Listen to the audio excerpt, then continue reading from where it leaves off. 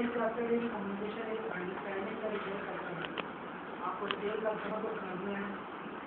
This is a basic principle of business. If you want to develop any sort of business, you will have to understand the all dimensions of customers, their likes, their dislikes, their consistency, their persistence। आप किसी भी व्यापार में अगर business को सफल बनाना चाहते हैं, आपको ग्राहक के बारे में सोचना पड़ेगा।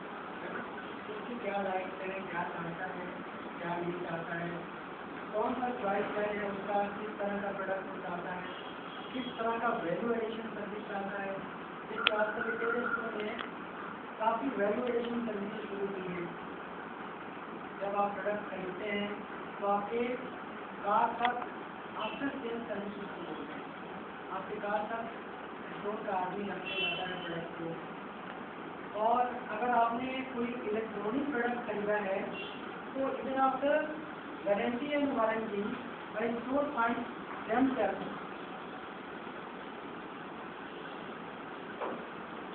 दूसरा सॉरी, जैसे आपने एक स्टोर से वॉशिंग मशीन खरीदा, 2 साल में उसकी वारंटी पीरियड खत्म हो गई, फिर भी स्टोर आपको 2 साल के बाद वो सर्विस देता है।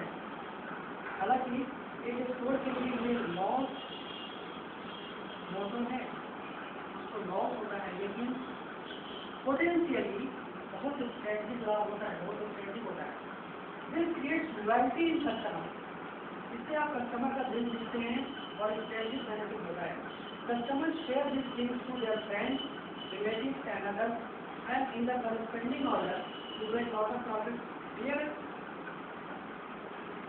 Any business exist can go through satisfaction of its customer. कोई भी बिजनेस अपने कस्टमर की सेटिस्फैक्शन से ही अस्तित्व बन रहता है।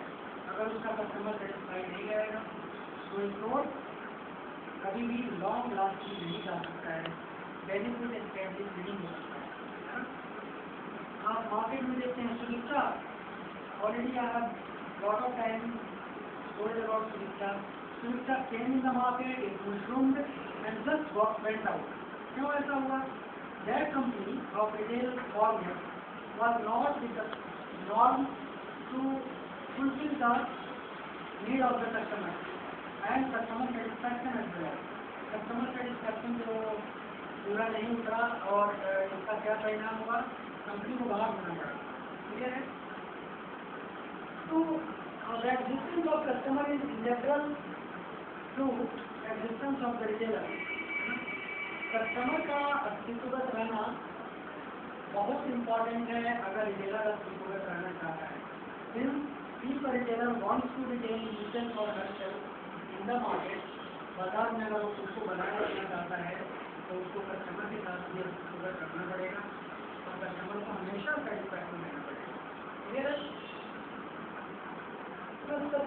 Customer it is necessary to understand them.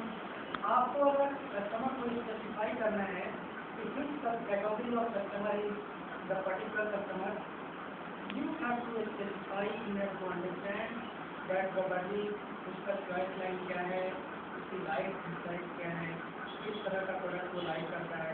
आपके पास एक डेटा बेस होना चाहिए।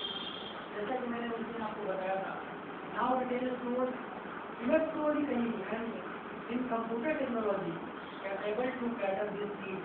तो आपका कंप्यूटर बता देगा, है ना।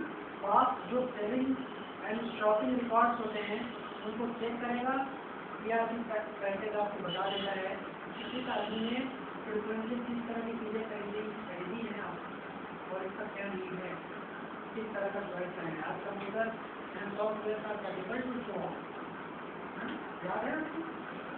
किसी स्टोर में आपने साल में 20 बार फ्रिक्वेंट विजिट किया है और किस तरह का आपने प्रोडक्ट लाइन परचेज किया है, तो सारा रिकॉर्ड होता है या कि उसको सिलेक्ट करके चॉइस लाइन आपके सामने इनपुट कर देता है।